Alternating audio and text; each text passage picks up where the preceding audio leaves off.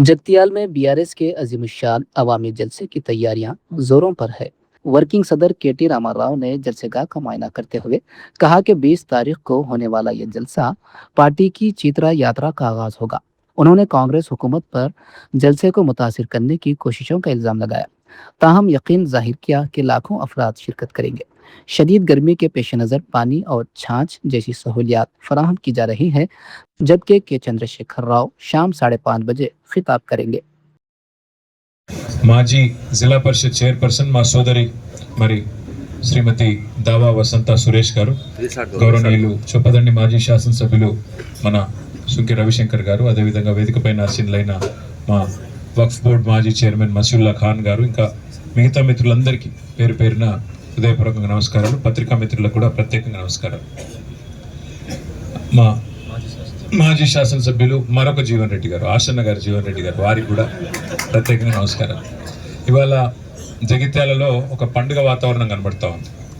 పెద్దలు మాజీ మంత్రివర్యులు జీవన్ రెడ్డి గారు, పార్టీ అధ్యక్షులు తెలంగాణ తొలి ముఖ్యమంత్రి కేసీఆర్ గారి నాయకత్వంలో మరి బీఆర్ఎస్లో చేరబోతా ఉన్నారు అనే ఒక కోలాహలం, ఒక పండుగ వాతావరణం ఇవాళ అందరికీ కనబడతా ఉంది. హరీష్ రావు గారు ఇప్పుడు మర్యాదపూర్వకంగా జీవన్ రెడ్డి గారి ఇంటికి వెళ్ళి వారిని స్వాగతించి పలకరించి, వారికి గతంలో దాదాపుగా ఒక 25 సంవత్సరాలుగా వారికి ఉన్న పరిచయం కూడా ఇద్దరికి ఉంది కాబట్టి వారిని పలకరించి సాధారణంగా పార్టీలోకి వస్తున్నందుకు ధన్యవాదాలు చెప్పడం జరిగింది. ఇవాళ వాస్తవం ఏంటి అంటే రాష్ట్రంలో ఒక రాజకీయ పునరేకీకరణ జరుగుతూ ఉంది. సింహం బయటికి వస్తూ ఉంది అంటే గుంటనక్కల గుండెల్లో ఇలా రైలు ఉరుకుతున్నాయి.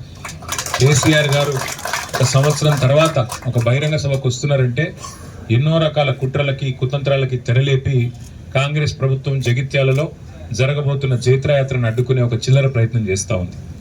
ముఖ్యమంత్రి గారు, మంత్రులు ఎంత సిల్లీ పాలిటిక్స్ అంటే కేసీఆర్ గారు ఇక్కడికి వస్తున్నారంటే ముఖ్యమంత్రి గారు మేడిగడ్డ కోతారట. 2.5 ఏళ్ళకి వెళ్ళి మేడిగడ్డ కోయేందుకు ముఖ్యమంత్రికి టైం లేకుండే అర్జెంటుగా ముఖ్యమంత్రి గారికి కేసీఆర్ గారి బహిరంగ సభ ఇక్కడ ఉంటే టీవీలలో సగం కేసీఆర్ను చూపెట్టాలి, సగం రేవంత్ రెడ్డిని చూపెట్టాలి, పేపర్లలో సగం రేవంత్ రెడ్డిది రాయాలి, అవతలకు కేసీఆర్ది రాయాలని ఒక చిల్లర ప్రయత్నం. అంటే గింత కుత్సితమైన, గింత కుసంస్కారమైన, గింత చిన్న మెదడున్న ముఖ్యమంత్రి బహుశా భారతదేశంలో ఎవరు ఉండరు, ఒక రేవంత్ రెడ్డి తప్ప. ఆయనకు హైట్